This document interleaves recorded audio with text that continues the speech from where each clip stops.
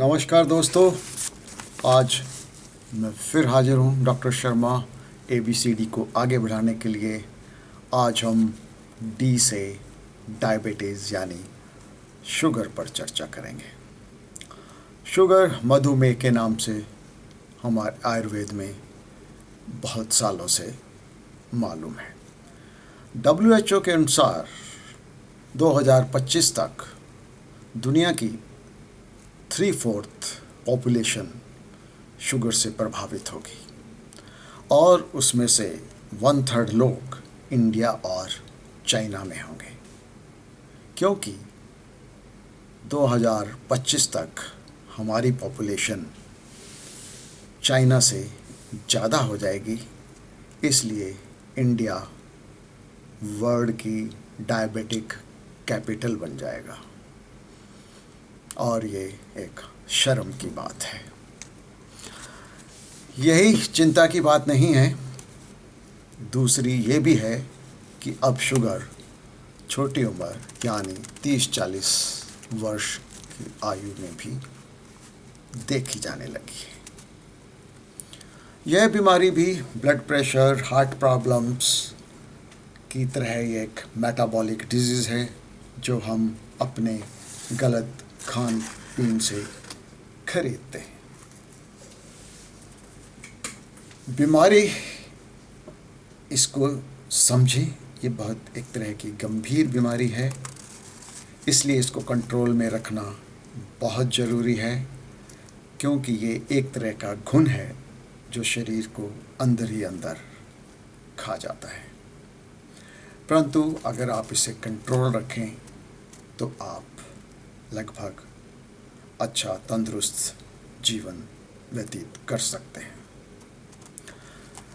Newly diagnose जो cases हैं और जिनकी ब्लड शुगर खाने के बाद वाली 200 के आसपास है, वो दवाई शुरू करने की बजाय अपनी लाइफस्टाइल चेंज करके उसको कंट्रोल करने की कोशिश कर सकते हैं।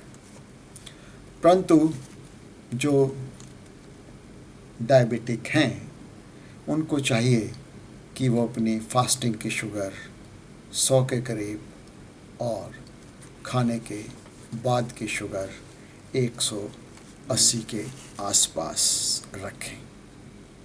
अपनी शुगर रेगुलर चेक कीजिए या करवाइए और उसके अनुसार डॉक्टर से अपनी मेडिसिन एडजस्ट करवाइए। और जो 3 महीने की शुगर है, जिसे हम HbA1c कहते हैं, उसे 7 से कम रखें।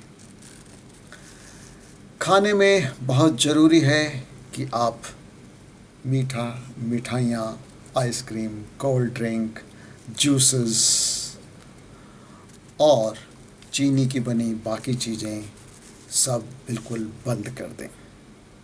मैदा खाने से भी शुगर में एकदम से स्पर्ट आता है, उसको खाने से भी बचें।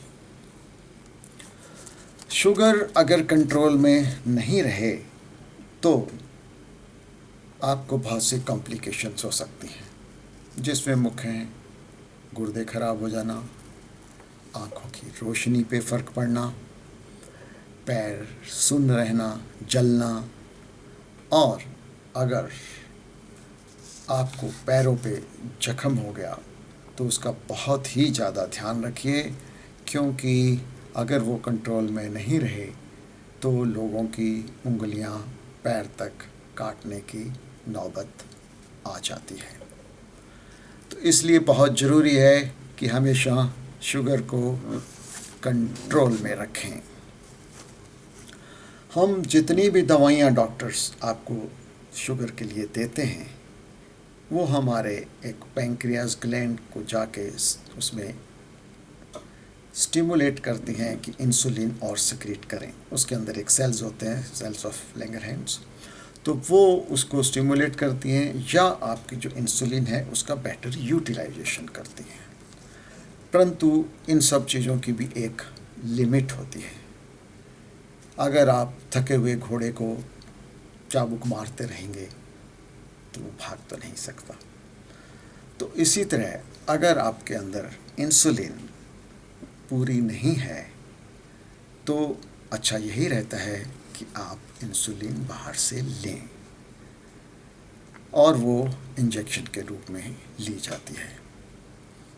कभी भी इंसुलिन लेने से मत घबराइए, क्योंकि हमारा मुख्य उद्देश्य है शुगर को कंट्रोल रखना, ताकि आप शुगर से होने वाली कॉम्प्लिकेशन से बचे रहें। तो बहुत ज़रूरी है दोस्तों कि अपनी शुगर को बहुत कंट्रोल रखिए और मीठा बोलिए पर मीठे से बचिए। स्वस्थ रहिए, खुश रहिए, मस्त रहिए। नमस्कार।